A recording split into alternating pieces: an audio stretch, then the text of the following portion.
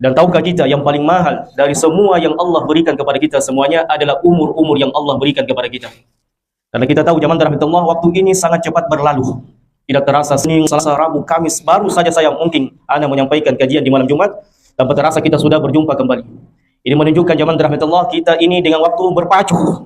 Bagaimana senantiasa memanfaatkan umur-umur yang Allah Jalla Jalaluhu berikan kepada kita semuanya. Dan ini juga mengajarkan kepada kita semuanya tanpa terkecuali.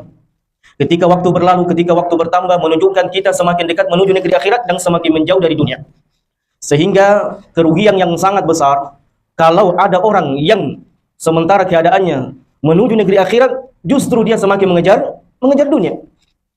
Sehingga kalau antum membaca kisah para ulama, orang-orang soleh sebelum kita, mereka kalau sudah masuk umur 40 tahun, mereka condong lebih banyak menghabiskan umur mereka yang berkaitan dengan negeri akhirat. Adapun yang berkaitan dengan dunia, ya kita ambil yang bisa kita manfaatkan untuk bisa kita nafkahi istri anak kita sesuai dengan kapasitas kita masing-masing.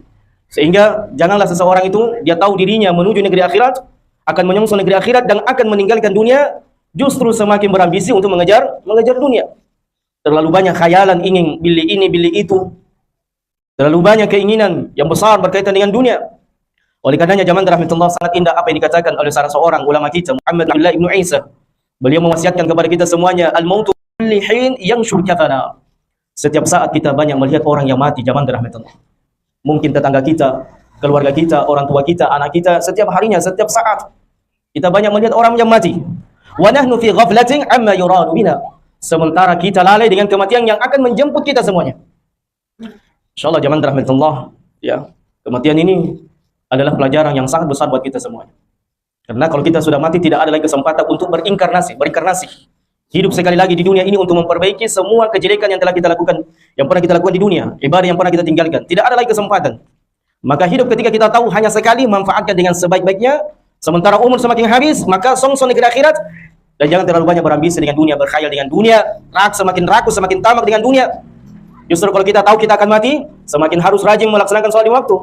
Justru kalau kita tahu bahasanya umur semakin habis, kita semakin dekat membaca Quran.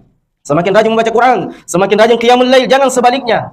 Seperti orang-orang kafir, semakin tua, semakin berambisi dengan dunia. Jangan seperti orang yang tertipu dengan dunia. Semakin mati, semakin ingin mengejar dunia. Na'udzubillah, nasallahu salamatan wa afiyah. Kemudian beliau mengatakan, la tatma'inna ila dunya wa sakhrafiha wa sukhrifiha. Jangan kalian pernah merasa tenang dengan dunia yang kalian dapatkan beserta dengan perhiasannya. Belo-belo zaman rahmatullah, hanya perhiasan dunia ini. Wa in tawashshatta min athwabiha alhasna, walaupun kamu memiliki pakaian yang terindah, jangan pernah terbuai, terlalai, terlena dengan dunia. Kita sudah punya rumah mewah, kita terlena dengan rumah tak. Kita punya kendaraan mewah, kita terlena dengan kendaraan tak. Kita punya deposito yang sangat banyak di bank, kita terlena dengan semua deposito kita. Tetapi ingat, ainal ahibba wal jirani ma fa'alu? Kemana orang-orang yang pernah kita cintai? Mungkin bapak kita, orang tua tak, mama tak, saudara tak, istri tak, anak tak. Ainal ahibba wal jirani ma fa'alu? Kemana orang-orang yang pernah kita cintai dan tetangga kita yang pernah rukun bersama dengan kita? Kita hidup bertetangga dengan mereka. Ainal ladzina hum kanu lana sakana? Kemana orang yang pernah hidup bersama dengan kita?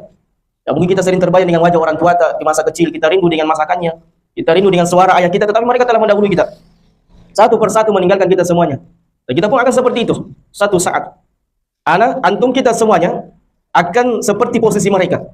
Bisa sebentar, bisa besok, bisa nanti. Yang jelasnya kematian sesuatu yang pasti. Kullu nafsin dha'iqatul maut. Taim. Kemudian kata beliau, saqahum dahra ka'san ghayra safiyah. Mereka telah dibinasakan dengan waktu seolah-olah mereka tidak pernah ada.